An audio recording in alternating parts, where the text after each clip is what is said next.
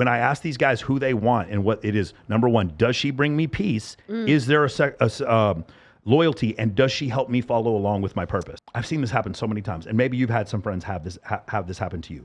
They sleep with a big DJ or an athlete or an actor, and they start believing that is their baseline for who they're going to date. Oh yeah, sure. You've seen this, yeah. And what happens is now they have this unrealistic expectation because they don't realize that there's one of him and there's millions of these girls. And they start thinking. I've had absolutely girls come to me and say, "Yeah, I was dating so and so," and I'm like, no, you weren't. Yeah. I literally know this dude's girl. Like I know him. I was at his house with his girlfriend.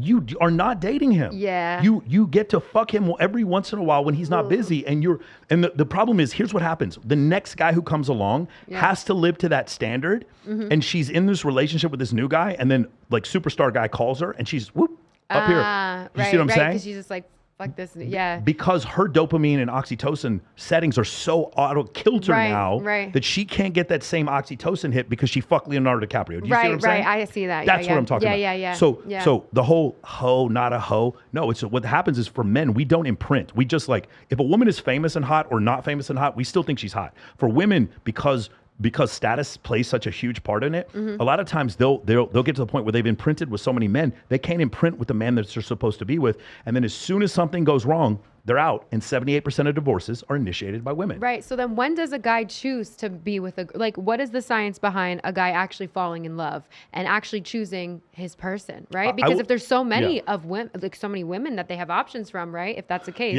right? So then how do they determine, okay, this is the person that I'm going to build my life with? So here's where it gets difficult, right? Because you're a professional. You're really good at your job, right? The thing that men, when I talk to like really high status men, we're talking high earners that do really well, they want peace first off. They want loyalty, and they want someone who's going to help build an empire. Yeah. I explained this very clearly. You know, when I started dating my girlfriend, it was one of these issues where I was like, this is the thing. Like, nothing gets in the way of me turning this company to 8 figures a year. Right, nothing. Right. I want you to be a part of this. I'm not trying to keep my company here and then you separate. I want you to be involved in every single thing I'm doing. But you need to ask yourself, is this getting us closer to our goal, or is this drama pulling us away from our goal? Right. If it's pulling us away from our goal, then this relationship isn't going to work. Yeah. And that's what a lot, when I meet men who are like that. So consider Alex Hormozi and Layla Hormozi. Great example. Both of them heavily into fitness. Now Layla has her own coaching program along with Alex. They support each other. They would never ever embarrass each other in public. Right. You're never going to see Layla falling around drunk or anything like that in public. Yeah. They're always going to compliment one another. When they don't compliment each other, like Melinda and Bill Gates, then they get divorced. Right? Jeff Bezos and his wife, then they get divorced. An expensive divorce. Yeah, exactly. So that's the difference. When I ask these guys who they want and what it is, number one, does she bring me peace? Is there a loyalty, and does she help me follow along with my purpose? Oh, okay? That's fascinating. So I can agree with that because I've seen very successful men kind of just choose like, and then there's always this debate about women saying like, why does the successful man choose like a girl that is just like the bottle girl? I don't know. Like, and I mean, nothing wrong with her being a bottle girl. It's because she's attractive and looks younger. It's not because she's a bottle girl. Okay. No, I'm just saying like the whole idea of if you're a very rich, successful man, how come you're choosing somebody that's in a different, in a lower socioeconomic class. Correct. So, that's always like the debate, right? It's like we always see, because I've seen women complain about this, like, you can literally, like, if you're Drake, you can literally like be with an A-list actor, but why are you out here with like the girl that you found on Instagram or whatever, And I'm not saying anything's wrong with that because she's probably a nice girl, but that's always like the it's thing. Because she's a nice girl. It's because she's a nice girl. But also like when they settle down with somebody of lesser, whatever, socioeconomical like background, right? It could be because like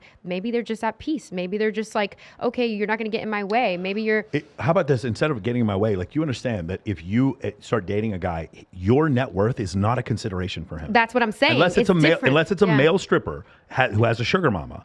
My consideration of my girlfriend's net worth is never a consideration. Yeah. But hers consideration of mine has to be. It just fucking has to be. And that is another double standard. Right. I agree with that. Yeah. That's what I'm saying. We see that a lot, right? Like men kind of being with like a so your money is your money and my money is our money. That's why it's different. And that's why socioeconomic status doesn't matter as much for men as it does for women. Yeah. And frequently you'll see this, again, this is in the book, Why Beautiful People Have More Daughters. Yeah. It's because daughters can marry up in caste systems. The term for marrying up into a higher caste level, a higher status, is literally called hypergamy. or hypergamy. That's where it comes from. And so the idea that really attractive women can become the fairy princess, they can become the princess, right? Yeah, So they can become Cinderella, but the really attractive man cannot. It doesn't Yeah. work that way for the really attractive man, Yeah, right? yeah. Interesting. Ooh, this is fascinating. Yeah, this is all we talk about. A in the lot show. of interesting topics here, yeah. And that's why I always like going into something blindly, because I'm like, just shock me. Like I want to learn something, and that's why I love like learning, especially